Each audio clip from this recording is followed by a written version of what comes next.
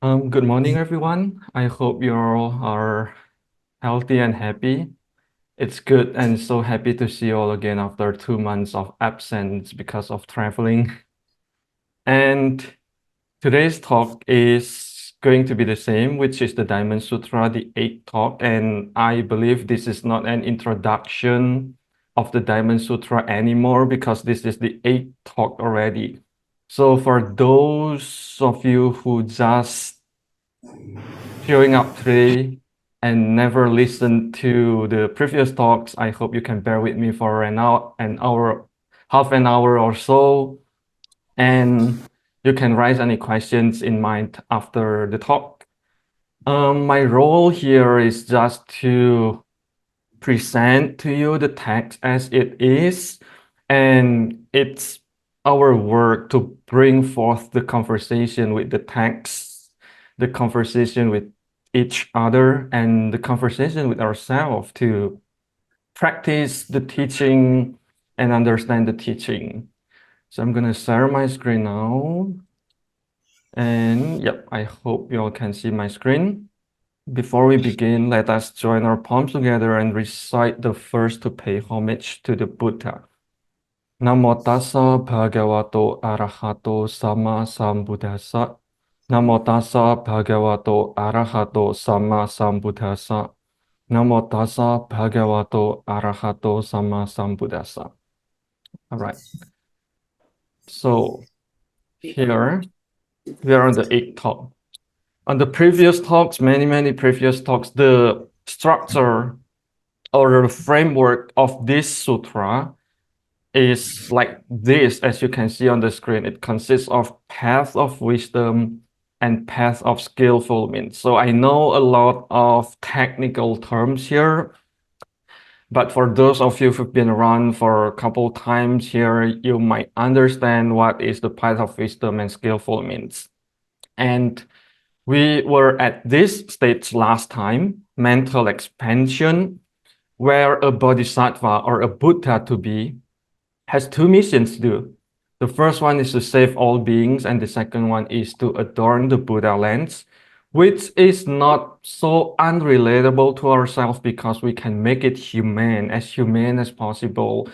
What does it mean by saving all beings, which is to save or protect ourselves, to protect the others, and stuff like that. So do beneficial things to other people, especially.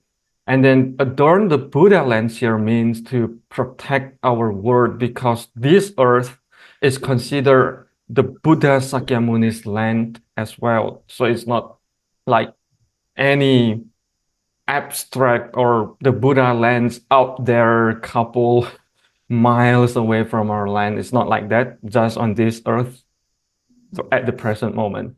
And today we are continuing to the supreme stage, which is the last stage of the path of Bodhisattva, where the Bodhisattva is finally achieved enlightenment. So most of the teachings here today about the state of enlightenment, the state of a Buddha. But again, it doesn't mean that it's totally unrelatable to our life. It still can be very relatable as long as we can really understand the core teaching of it, and it can also be applied in our daily life. So the text says, as usual, our main character here is only two, Subhuti and the Buddha, in a conversation. Subhuti says, when the Buddhas attain complete perfect enlightenment, is it the case that actually nothing is attained? And the Buddha says exactly right. As far as complete perfect enlightenment is concerned, I have not attained the slightest thing. This is why it's called complete perfect enlightenment. So now we can see, if you study logic, we encounter what we call a contradiction here, which is attainment is equal to not enlightenment. So how does it work? So to understand this teaching, especially Mahayana teaching on the notion of emptiness, we know that this teaching is all about emptiness. But emptiness doesn't mean nothingness. Emptiness means nothing can exist on its own. Nothing can exist independently. Rather, it has to exist dependent on many causes. That's why in Buddhism we have the notion of dependent origination. We need a lot of things and causes to make one thing exist. That's why ontologically, nothing is real, even though there exists. So the problem here, when we say all Buddhas attain enlightenment, but it's not really attaining any enlightenment, the focus here is on the object. The object is not real.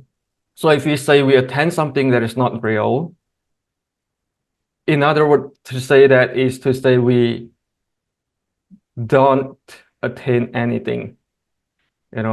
Like in English, we usually say, I have achieved nothing. The other way to say it is, I don't achieve anything. So even though the verb is something like more positive, attain, get, have, but actually the object is nothing in the sense of not real. Because why? Because enlightenment doesn't rise on itself. It needs many factors, perfections, merits for us to be enlightened. So the enlightenment itself is not real. And then we also have this, our repeated pattern throughout the sutra. We have the thing or look at this sutra in two ways, where in one sentence, the sutra is talking about conventional truth, and on the other side is about ultimate truth. So when the sutra says something like it's called complete perfect enlightenment, it means they're talking in the conventional sense that there's only name, but the ultimate reality is emptiness, that it has no inherent or intrinsic nature for the perfect enlightenment. And then moving on, the Buddha says this state, the perfect enlightenment state, is equal, having neither high or low. Therefore, it's called complete perfect enlightenment. When one not abiding in the four notions of self, which is false views, which is the notion of self, person, sentient being, and lifespan, cultivates all kinds of good factors or perfections, then one attains complete perfect enlightenment. And then the last sentence is the repeated pattern there. The Tathagata or the Buddha says that these so-called good factors aren't good factors. This is in the ultimate sense. But in the conventional sense, we still have to name something. Therefore, they are only called good factors. So we have on the one side, the name only notion, even though the ultimate truth is nothing is real, but we still have to call something by using some names. So conventional sense, there is perfect enlightenment in the conventional sense, and it is the utmost state. But in the ultimate sense, the state is equal, meaning in ordinary people like us, it is no less. In the Buddha, the enlightened one, it is no more. So we can't say that the Buddha has the higher status or more enlightened than us, and we are lesser than the Buddha. And then all the good factors are based on the emptiness wisdom or pretty pure factors. So if we practice any kind of merits, let's say charity, generosity, or morality, we need to accompany our action with triple pure factors, which are no doers, no actions done, and no recipients. So a lot of negations in this teaching, which is normal for the teaching itself, but not so normal for us, right? Like we reject, we refuse to say anything in a positive way. in affirmative way, but we like to use negation. Nothing is real, nothing can be done, no actor of the action, no actions itself, and even when we're doing generosity, no recipient that receives our donors or our actions or our charity. And then the teaching is continuing interchangeably with one is talking about the two kinds of truths, the other one is talking about the merits in conventional way. So the whole text is about comparing between giving the most precious things to the whole multiverse with memorizing, reciting, and explaining the teaching. And the action on the right side, memorizing, reciting, and explaining the teaching is better than the common kindness in the world. Why? Because this memorizing, reciting, and explaining the teaching are considered one or three or some of the 10 Dharma practices.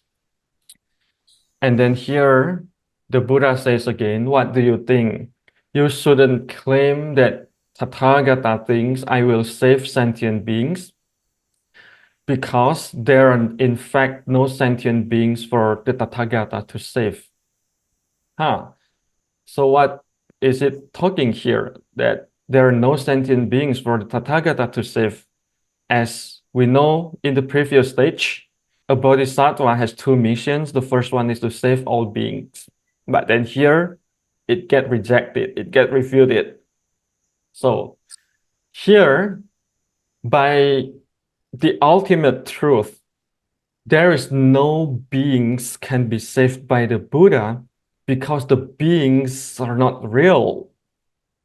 We consider beings or object as real because our understanding, our own view as the subject, grasping on these four notions of self. Namely, we believe that there is self or soul or whatever you want to call it. There's this notion of person, sentient being of or lifespan, which are considered false views. That's why we consider that the objects are real, and then we get attached to something that isn't real. And the sad thing is that we experience suffering or unsatisfactoriness because of this attachment to the thing that isn't real. Isn't that so sad in our life? But if we don't have this understanding of the four notions, we have the right view, then we are no longer considered that the objects out there are real. That's when the wisdom arises. And then continue on about the Buddha's physical body.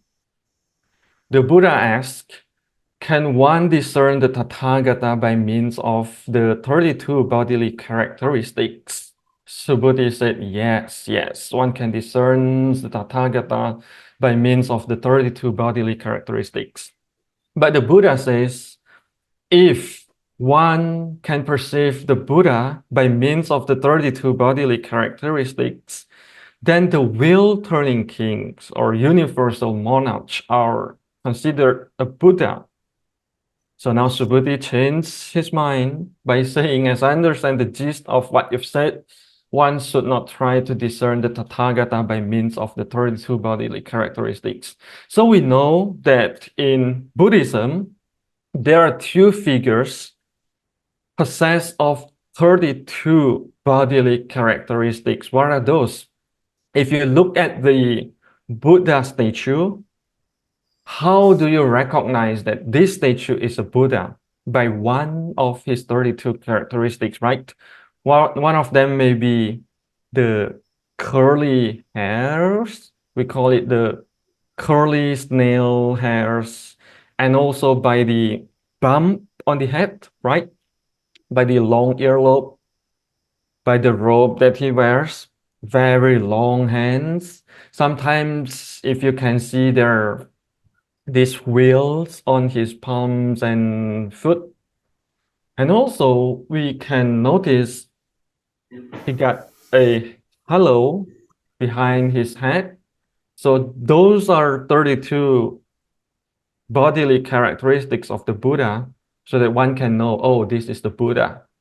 And also it's usually accompanied with 80 minor characteristics.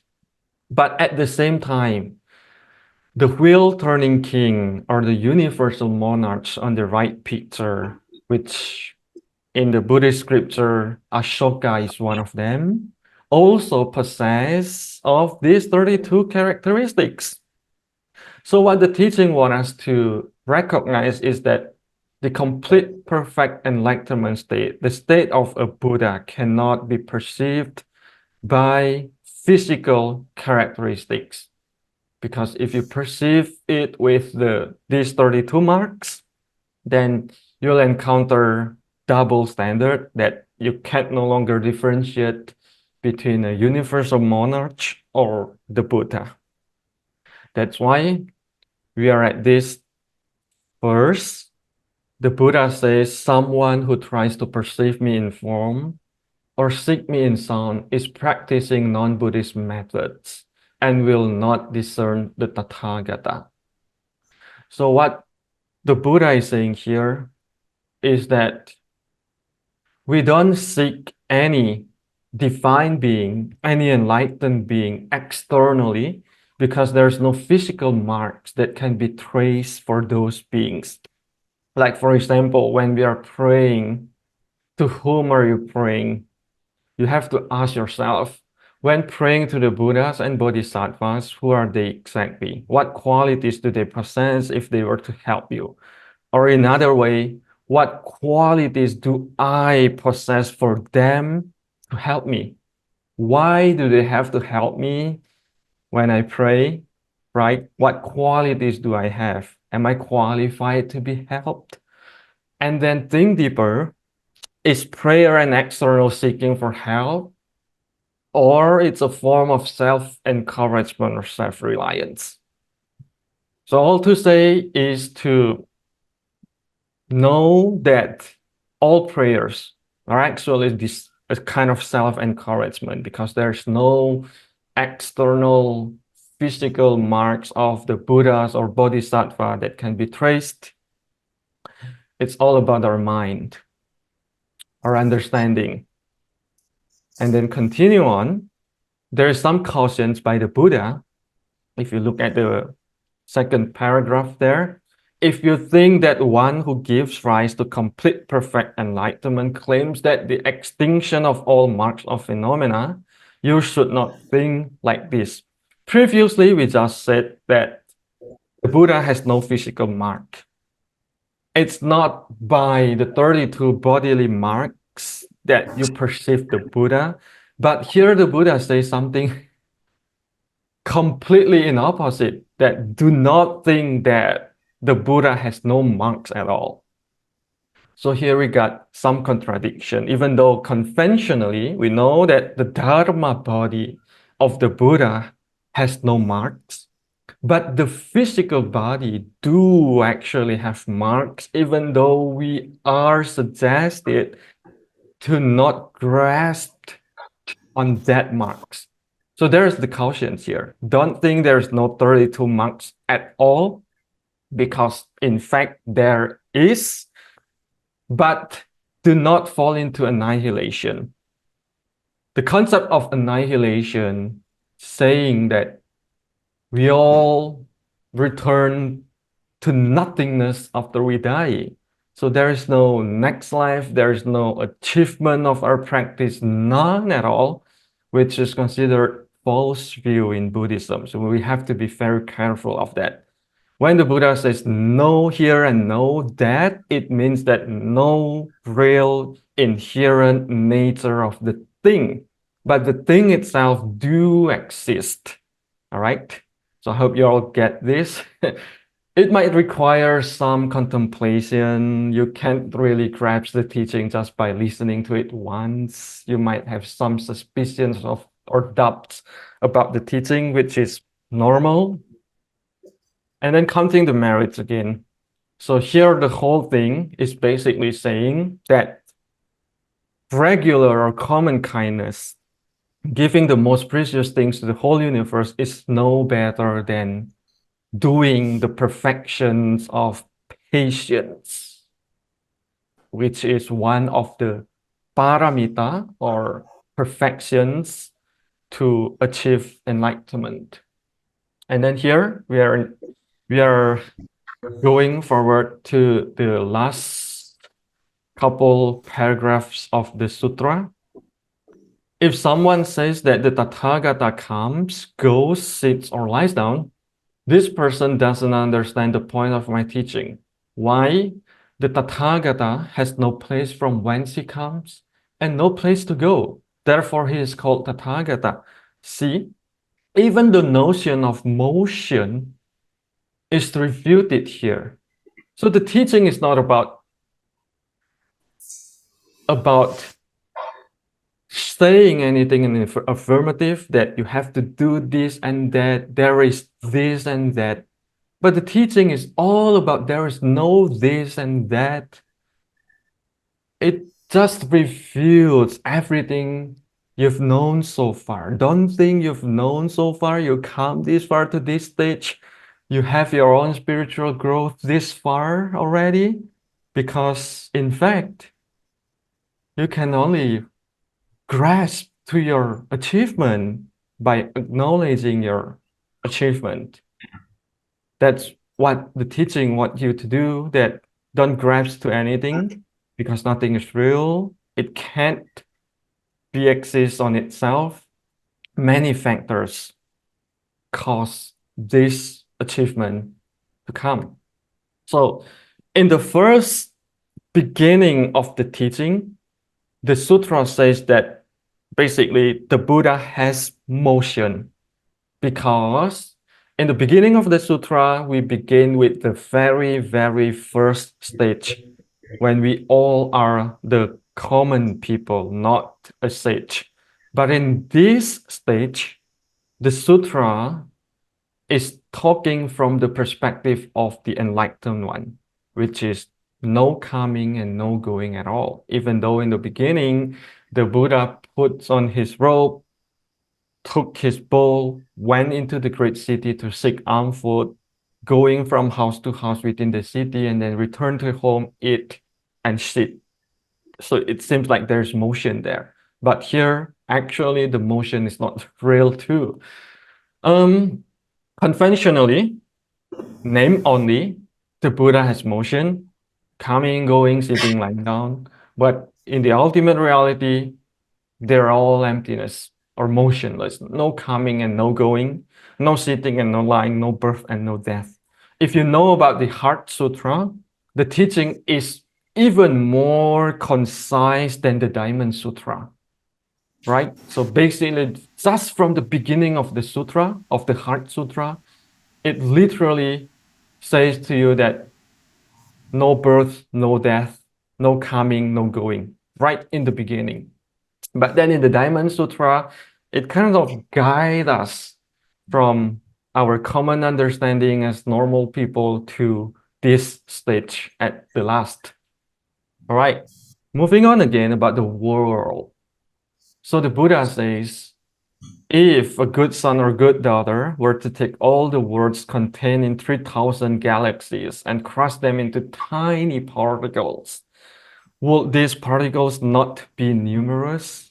And Subhuti says extremely numerous, word number one.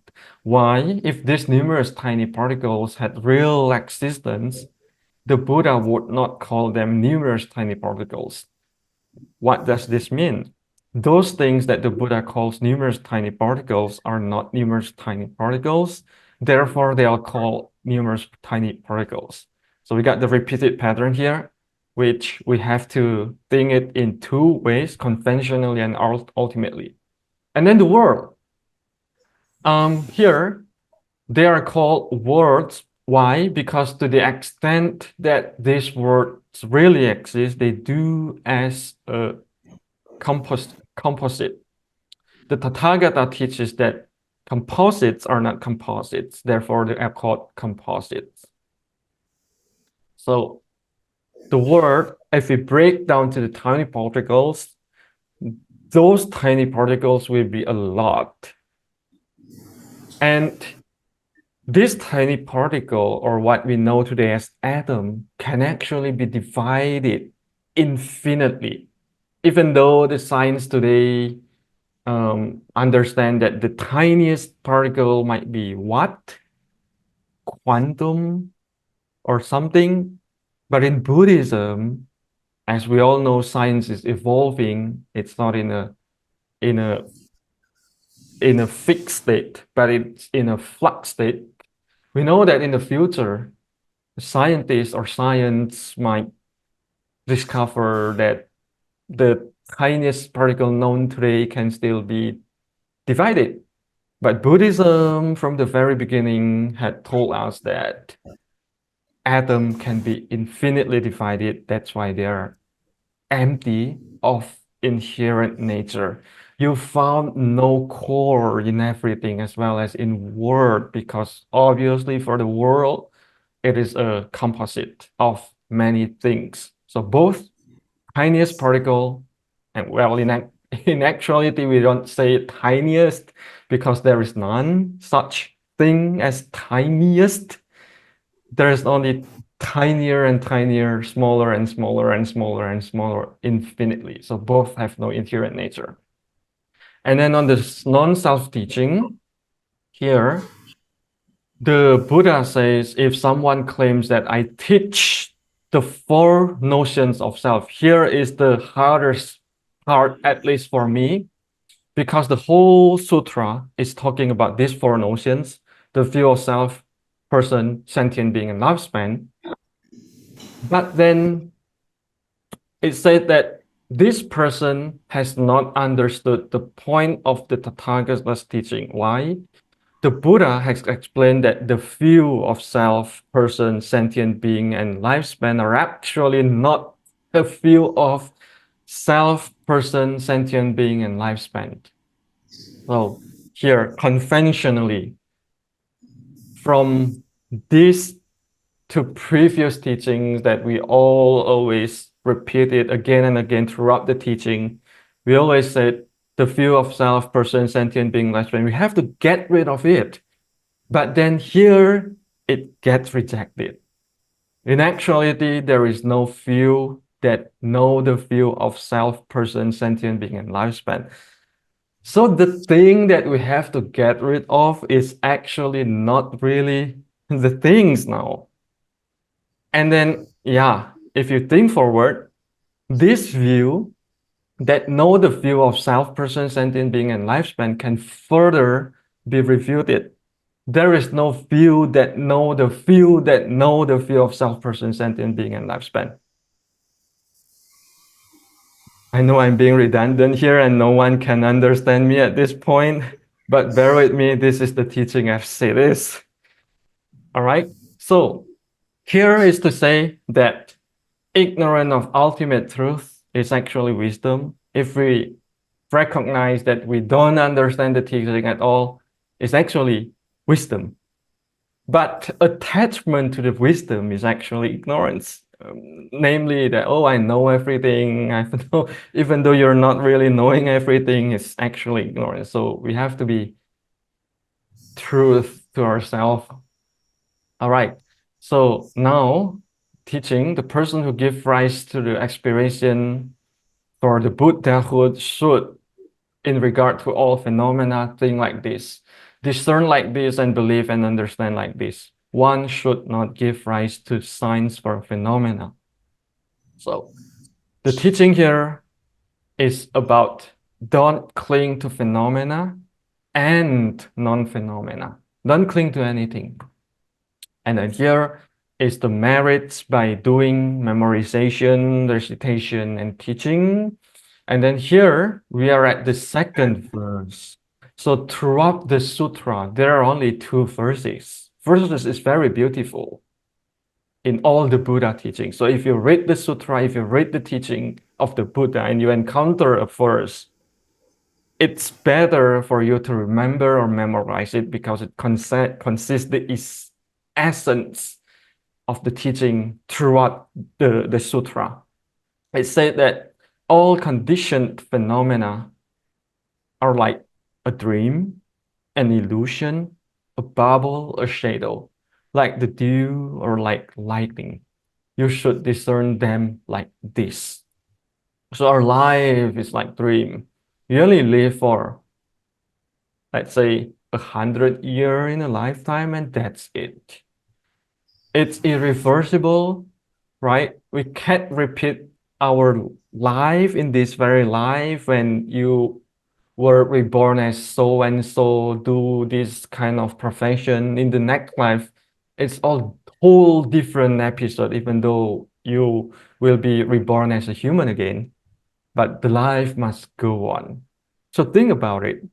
Within our limited lifespan, what have we done so far in regard to our spiritual growth, relationship with other people, and so on and so forth? Is it worth it until today? How much time do I have before I move on to the next episode in the cycle of life and death? Of course, right? A lot to be contemplated, but this is what the Buddha asks us to do, reasons for right contemplation, that since everything isn't real, like a dream, illusion, and bubble, we should think that all negative emotions should not arise in the first place. There's no reason for anger because the person who makes us angry is not real. The anger itself is not real. Even ourselves is not real. Why? But even though those things are not real, but the suffering we experience seems real at that particular moment. So why choose suffering when we can choose happiness? And then here is from the perspective of the enlightened one, right? If we, this is kind of to say we look at ourselves from the future. Imagine your future self, look at yourself today. And then we can have some kind of perspective changing. If you're experiencing a lot of bad experiences right now, imagine you're in the future now and look at this experience at this moment. What would your future self tell you? Will you still see them the same way? Or does it become like a dream or memory? Why would I do that in the first place when I was a kid? It's not worth it at all, but it's been a past, and I'll become the best version of me right now or in the future. So the conclusion here is actually everybody happy listening to the conversation between Subhuti and the Buddha, and then they believe, memorize, practice according to the teaching of the Diamond Sutra. So it's time to wrap up everything throughout these all 8 talks, a very long journey to the Diamond Sutra. And I try to wrap everything up within one frame. So here's to remember, Diamond Sutra, diamond means wisdom. What kind of wisdom? Non-grasping wisdom. Imagine now, you've learned that why non-grasping? Because the object, as far as the object is concerned, the object itself is not real. So it's like you're grasping water. When you try to grasp water, you can't. So why try so hard in life?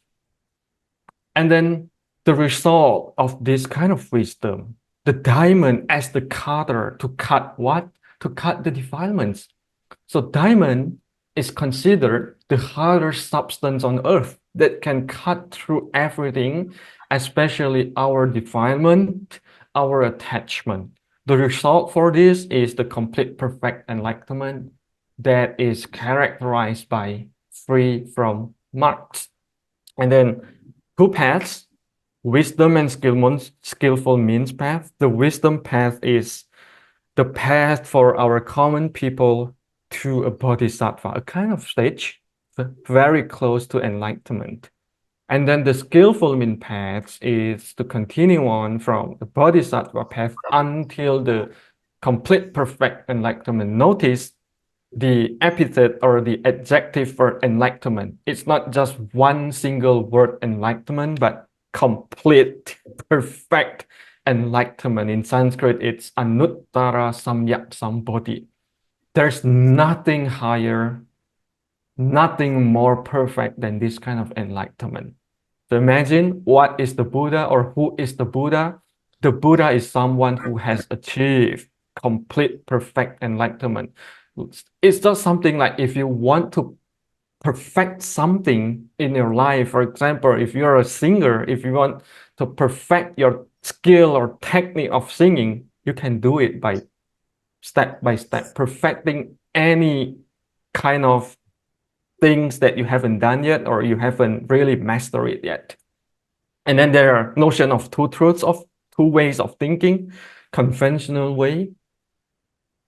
The whole thing in the universe exists by name only. We assign name to them. And then there's the other, which is the ultimate way of thinking, that nothing is real. So conventionally, but the teaching also teaches us that you don't get rid of conventional truth at all. We still have to rely on conventional truth because we are still a commoner. We are still living in this ordinary world. We are still regular person. So Dharma practice has more merits than regular kindness. Even though we know that there's no Dharma practice, there's no merit, there's no achievement, but still, at this very stage of ours, we still have to rely on conventional truth. We still have to practice. There is still an effect of our action. We still have to get punishment if we do something wrong, and we get rewards if we do something right. So maybe this is time to discussion for y'all to think what is real according to this sutra or according to the teaching of emptiness. All right, I guess that's all for today. And before we move on to the discussion and question and answer session, let us do the transfer of merits. Join your palms together. May my merit leads to the destruction of the pollutants. May my merit be a condition for gaining nirvana. I share my portion of merits with all beings. May all of them share my portion of merits evenly. Sadhu, sadhu, sadhu. Thank you. Are there any questions, comments?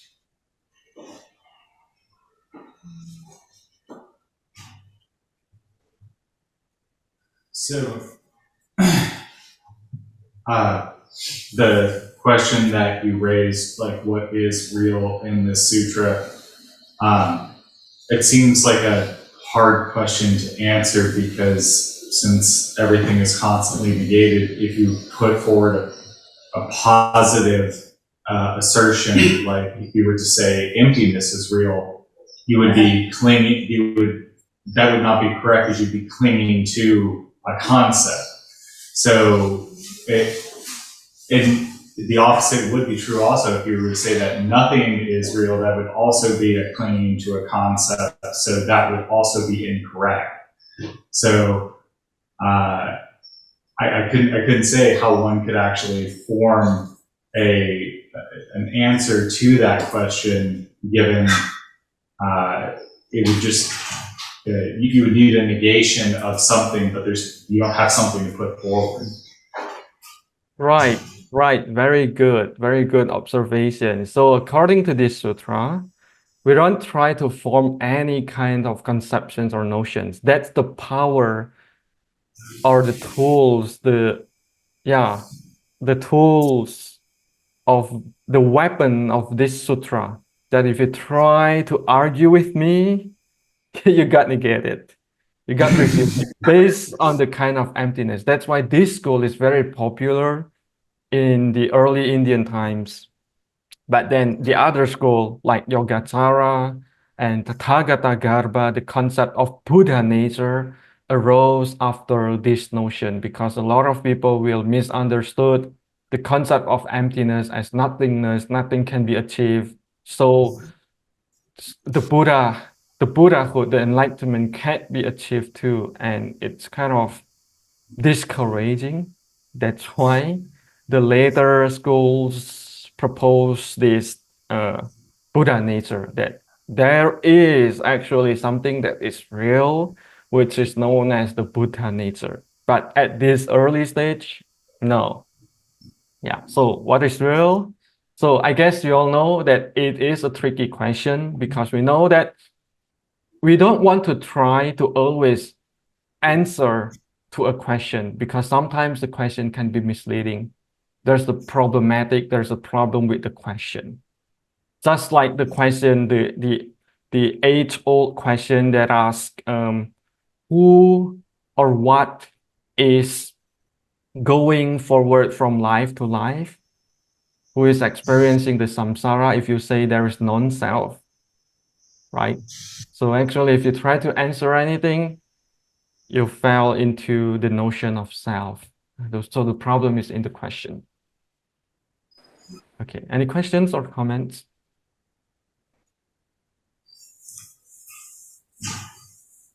I guess everyone is practicing the teaching. No question, no comments, negating everything. You're really understanding the teaching, which is great. No questions can be asked, no comments can be said, nothing can be done.